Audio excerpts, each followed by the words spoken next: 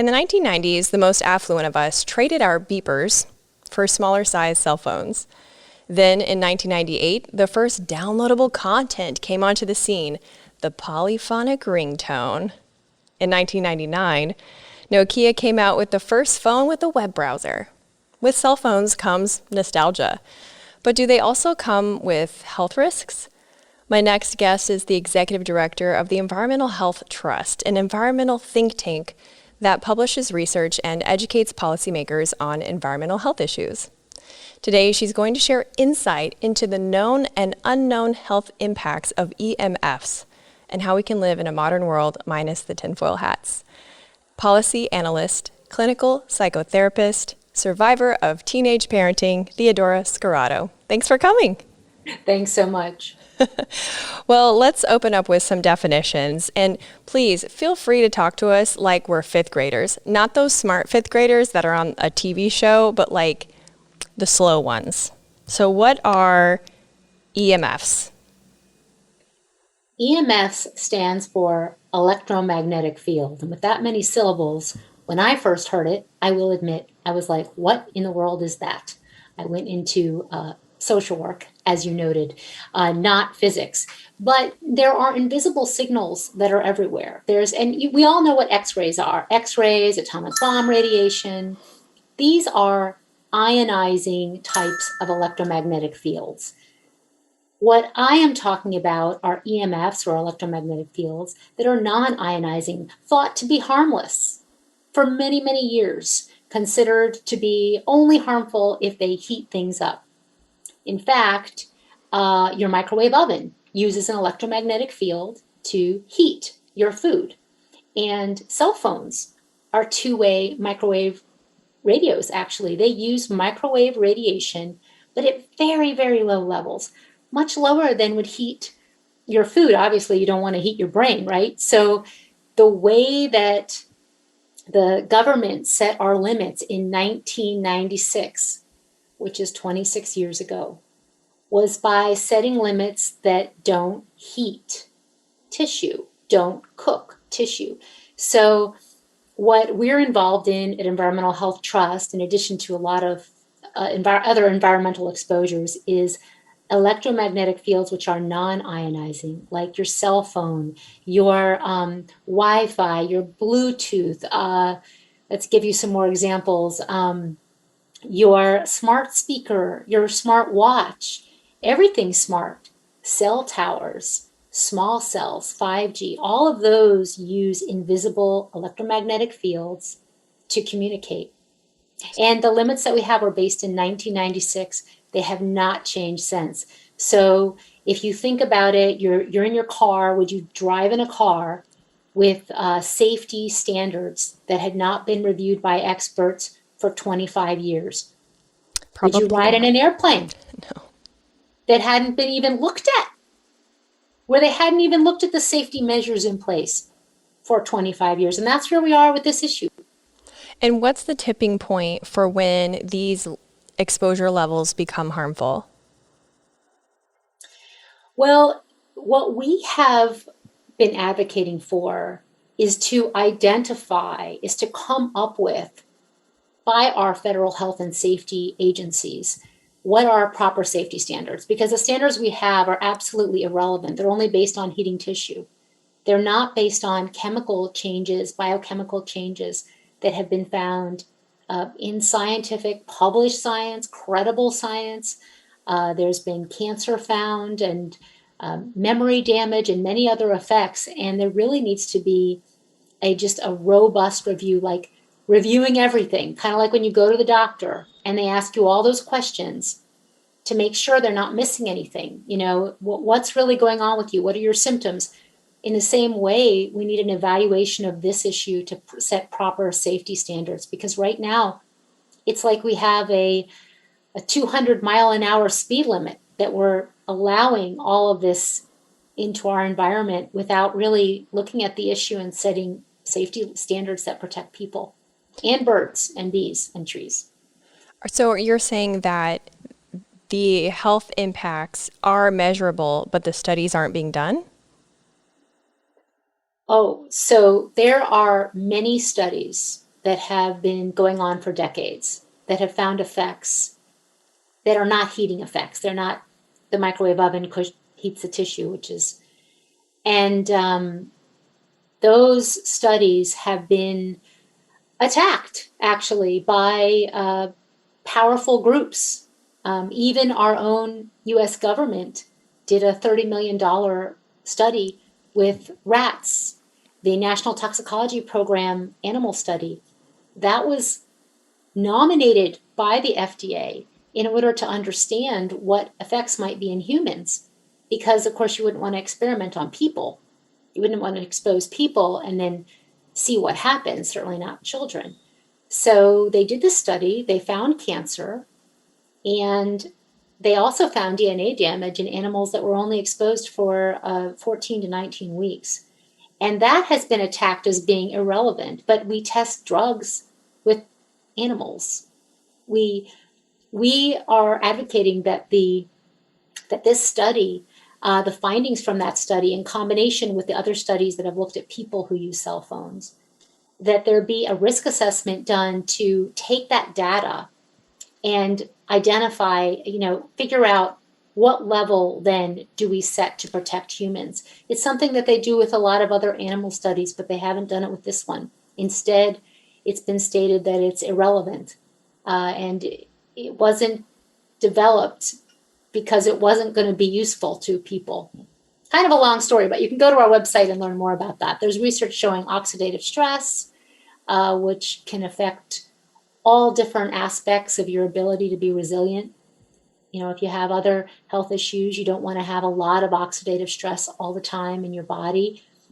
Over time, that can lead to a myriad of effects. Right. We know that children are more, also we have to think about children. So children absorb more radiation compared to, they're more exposed compared to adults from the same device because they have thinner skulls and they are more conductive. Their tissues are more conductive to non-ionizing electromagnetic fields or wireless radiation. And they also have rapidly developing brains, so they will be more affected. So when you think about what's a safe level for children, there was a study that was just published that was by Environmental Working Group saying the limit we have needs to be stronger by 200 to 300 times what it is. 200 to 300 times for kids? Yeah. Yes, because the limit that we have is not protective. Like, that's how bad our limits are. They are outrageously set too lenient. And other governments in other countries actually have limits that are much lower than the US. So we are among the highest in the world in terms of what we allow from cell towers, what we allow just swimming around in the air. I have a question about that rat study. I went to the FDA website and I went to the WHO website. And the first time I went to the WHO website, it said that EMFs were a potential carcinogen. And this was several months ago when I was initially researching this subject to introduce it on the show. I since went back and I can't find that information. And then, so that was confusing. And then I went to the FDA website and I believe it was the FDA website where it said scientific evidence of cell phone safety. But then when I read the article, it didn't actually demonstrate cell phone safety. It simply said, we don't really know. Which I found additionally confusing. And then they cited the rat study, which I assume is the same one. Maybe it's different. But then it said, oh, the rats that were exposed to EMFs, they actually lived longer. So I can see why this is such a confusing subject for so many of us, because we are beholden to our devices, right? You just mentioned at the beginning, it's not just about cell phones. We have all these smart devices. And B, information is, it's dizzying. It's hard to figure out, okay, up from down. So can you help shed some light on some of these studies and why in the US at least, we have this fractured, information is so fractured among different websites? Well, these are very good questions. So if I were coming into this issue, I would be extremely confused for everything that you're raising. The FDA something that any of your listeners can do is go to that FDA site and see that they never actually say that the rat study found clear evidence of cancer in the male rats, or that it found DNA damage. And in fact, it found heart damage in the male and female rats, but instead it says that, doesn't say that. There's actually inaccurate facts on the FDA website.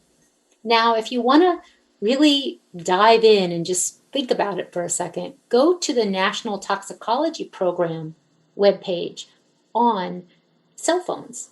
So you type in National Toxicology Program, cell phones, and go to the NTP, National Toxicology page. And you will see what they say. Clear evidence of cancer. We found DNA damage. They have a whole Q&A. It's much more nuanced, but they don't dismiss the findings. So we're in this strange situation where the FDA is saying they don't agree with the NTP.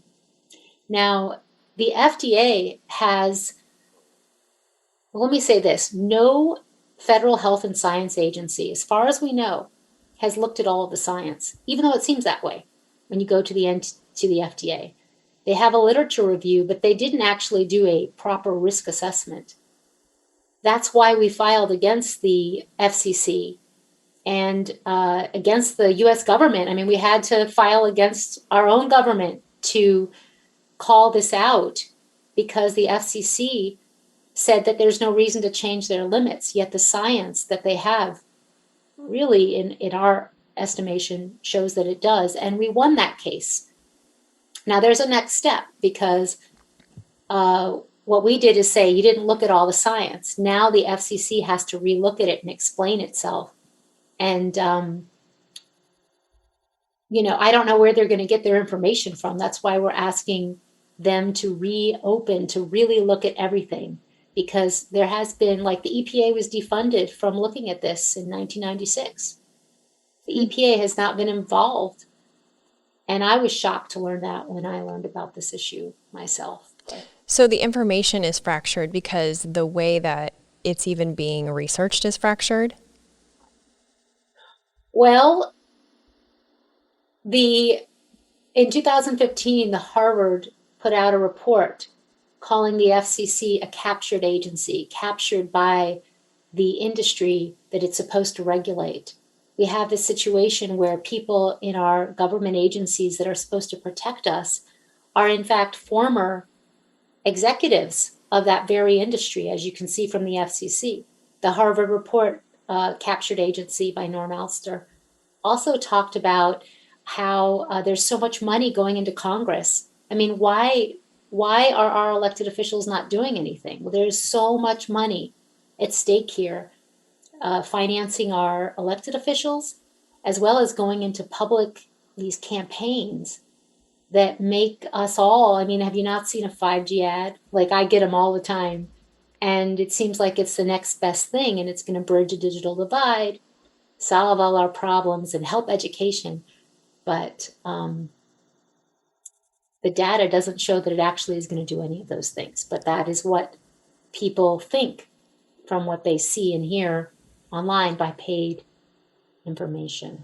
And 5G is a combination of frequencies. Can you explain, again, in fifth grader mode, what 5G is? Because we're a little confused why we even need it. I was having some conversations about what we were going to talk about just with some people in my life.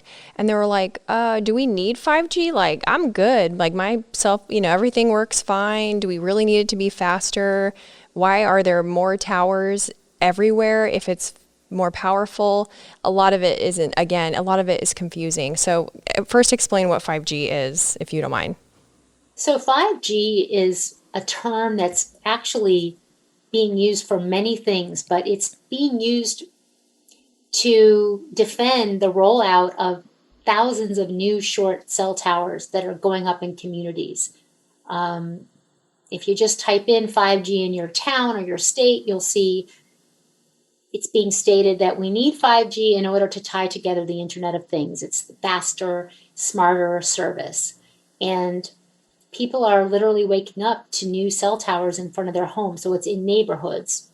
They're called small cells, but they're short cell towers being built in neighborhoods. And we're being told that we need it. And a lot of people are saying, well, do I need it? My phone works fine. It's actually for companies, things companies are trying to do. They have networks and things that don't even have anything to do with our cell phones that are being implemented in communities or tested, and 5G is being used for that. So it will mean the current frequencies we have now, the kind of technology we have now for 2 and 3G cell phone frequencies. I haven't talked about frequencies, but the kind of non-ionizing radiation frequencies used. It will also use newer, higher frequencies that have never been used commercially in this way. And that has created a situation where many scientists are saying, look, first of all, we have a problem with the current frequencies, and that's going to increase the exposure in your neighborhood, in your home, in your the yard, in front of your house, your backyard. And then they're adding in higher frequencies that can have different effects, and have not even been tested for long-term safety. And there is science showing impacts to bacteria, impacts to a different absorption to insects, and other effects, which should cause us to take a pause. That's why thousands of scientists have been asking to pause 5G until safety is assured. So, what other kind of health impacts do EMFs cause? All the studies that I read were about cancer, because it was like holding your phone to your head. But I thought, I don't know anybody that talks on their cell phone. We all have it in our back pocket, or we're texting. Some people put it in their shirt, their front pocket. So, have there been any studies on other impacts, and what are those? So, a phone is not tested before it comes on the market to be touching your body like you described. It shouldn't be in your bra, it shouldn't be in your spandex pants, it shouldn't be in your pocket, because when it is, it actually exceeds the government limits for what's allowed from the radiation. So when you put a device, a cell phone, near your body, one thing that I learned that I was like, whoa, I had no idea, was that phones are emitting radiation even when you're not using them. So you put it in your pocket, it's still updating the apps. It might be accepting text that you're not looking at that time. And every time it does that, the phone is catching the signal, and some of that signal is going into your body when it sends back out and so forth. So there has been research showing damage to testes development, sperm damage, case control studies on young women who put the phone in their bra and developed breast cancers, unusual breast cancers, not the kind you normally see, literally in the shape of a phone, directly underneath where the phone was carried. Now this, we actually have 26 women, a list of them. They contact us, and we have lists of people who, the study that was published had a handful actually, but still very important because it was so unusual. But we have now a list of 26. And this should, what will it take? Because they're not supposed to be touching our body. And here we have these young women with breast cancer. When you take a cell phone, and a lot of, I have teenagers now too, so that's a separate struggle to talk about, but you're getting that full body radiation, right? When you hold the phone near your breast, even if it's not in your pocket. Mm. And a lot of people will rest the phone on their abdomen. I had my step nephew come over, and he took the phone. We were sitting outside party. He took the phone and sat on it. And I was just, in shock. But then I thought, well, he's like a normal teenager. Like, this is apparently what they do. Where are you going to put the phone? He doesn't have a pocket. He sat on the phone. It was right under his special parts. Now, and pregnant women are putting the phone on their abdomen as a shelf. There's research that has shown in mice, for example, damaged memory, hyperactivity. There's research that has shown prenatal exposure to human children, when mom is pregnant, linked to behavior problems, impacts to behavior and cognition, impacts to memory. So you want to keep that phone away from your brain and also your reproductive organs. There's skyrocketing colon cancer right now in young adults, and Dr. Deborah Davis, our president, just published a paper, well, not just, but published a paper last year talking about, could that be from the cell phone that's in our back pockets, our front pockets, or in combination with all the other toxins that we're exposed to.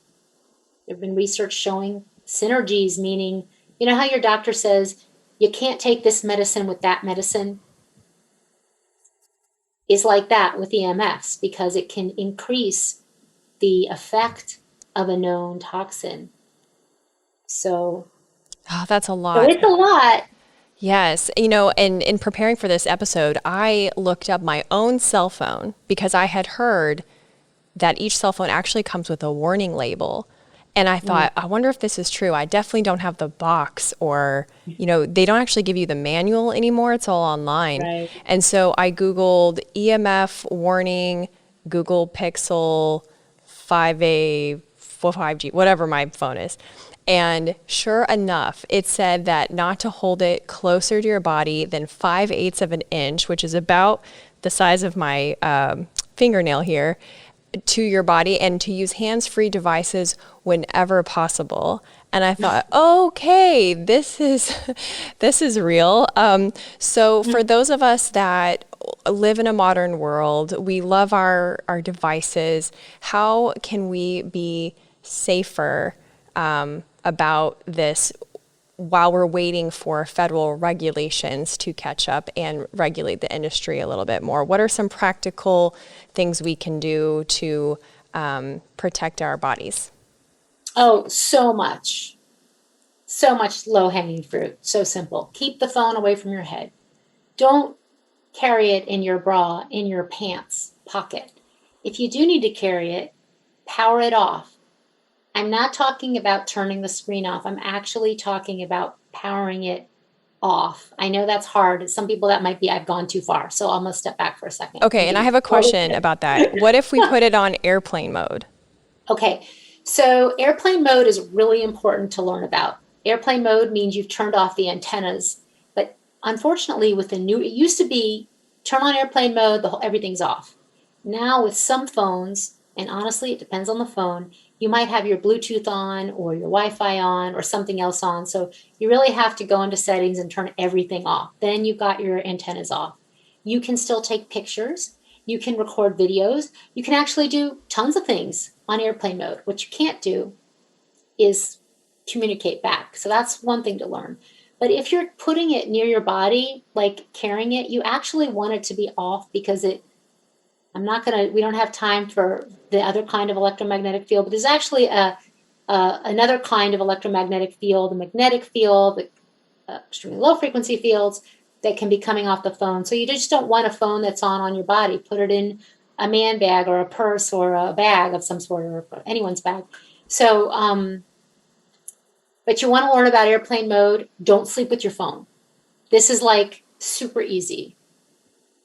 Don't have your phone radiating on. Get a battery-powered alarm clock or turn it on airplane mode and have the phone that way. Oh, that's a good idea, because the alarm will still work with airplane mode, right? Right. Like, I don't even know. That's how bad this is I'm just so used to having it on all the time Right. that when I began researching this, I was like, okay, it's on airplane mode and it's in my pocket. And then I went for a walk and I put it in my leggings, as one does. And then I realized, well, crap, I didn't download the podcast episode I wanted to listen to. So now it was just a totally different way of thinking. What about Bluetooth, like Bluetooth earbuds and headphones and stuff like that, and mouses and keyboards? Yeah, whenever you can, use a wired mouse, not a wireless mouse. Instead of Bluetooth or any kinds of wireless anything, you want to use a air tube headset, or really put it on speaker when you can. And then, so speaker is better than a wired earpiece actually, because sometimes some radiation can travel up the wire. So there's something called an air tube headset, but using it on speaker, setting it here on speaker is great. You just gave like best tip ever, which is pre-download things. If you're going for a walk, pre-download your podcasts, pre-download your movies. Don't live stream things. That way you're not having that constant signal. Don't use a cell phone in the car. Super important, right, for safety. I know people just are not doing this driving around. I see it all the time, but unless there is an emergency, it can wait, really. And you actually get more radiation in the car because the metal surroundings bounce everything around. So Oh, wow. I didn't even think about that. That is very damning to these new cars that come with built-in Wi-Fi. these are all the challenges that we're trying to address with some new research to really capture what is the exposure to people. I do know that if you're in a rural area and you're driving, every time your the phone is checking in with a new cell tower, like you're driving, your phone is always saying, "Hello, new cell tower." And the cell tower says hi back. It's a handshake. Every time you do that, it'll peak. The radiation will peak, even if you're not using the phone. Because remember, the phone always knows, the cell towers always know where the phone is, as long as the phone is on. And that's through signals. So you want to have the phone off in the car. And it's kind of lifestyle change in some ways. I mean, first step, clean out your nighttime. Easy. Oh, don't charge. Don't have the phone charging near your head. Oh, interesting. Which is would be supporting the idea to maybe go to a battery alarm clock. Well, I've been researching this for a few months, so I'm really excited that we're finally talking about it and making small changes myself for several months. And that was the first one. Well, no, that was the second one I made. The first one I made was to put our Wi-Fi on a timer so that from like 11 or midnight to 6, it's not on. But then I got a $10 alarm clock from Amazon that had a battery. It's not even plugged in. And I kind of like it. So it's not, so I charge the phone in the other room. What about EMF protective clothing? Or I've got some friends that put special stickers on their phones, and I'm just not too sure about any of that. Is any of that been proven to be effective? There are so many things on the market that we have not necessarily found things to be as protective as is put forward. And we really don't speak on those except to just caution that what we need are, if the government would just accept that this is a thing and we have to address it, then we could have standards for judging what works and how it works. And until we have that, there isn't any uniform way. All the companies say, well, our science shows that this is doing this. Well, how do we judge if there's not standards that we have? Like, for example, it really is a challenge. And the problem with things that go on your phone, like shielding on the phone or cases, is that if you don't use it the way you're supposed to use it, you could really get more radiation into yourself. If some people are buying these cases, giving it to their kids, and then their kids are keeping the case on and putting them in their pocket with the case. So basically pushing the radiation into their body, because kids are not going to follow the way you're supposed to hold that, if it does work, which I cannot speak on. So this is a real issue. There's been research EWG did that showed metal cases create certain kinds of exposures. I mean, really, we need to address this at the federal level. And that's why, if you're listening and you make some changes, also talking to your elected officials. And when I learned about this, I had never ever, I didn't even know who my elected officials were except the president. Right? Right, yeah. I was like, Yeah, I mean, "Ooh." it's understandable. Because we just kind of have a basic line trust that, they're Right. handling it. And yeah, I relate to that feeling. As we wrap up, is there a way that listeners can learn more about the organization and maybe more practical tips to protect themselves while we wait for the government to catch up? Yes.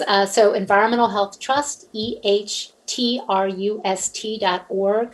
please sign up for our newsletter. We send out a newsletter at least once a month. We also have pages on how to reduce exposure at home, more how to reduce from your cell phone, like turn off apps that aren't active. We have a YouTube channel. We're on all social media. I know there's addiction problems with social media, but we have to use the highways that we have to share the information, and we're trying to raise awareness.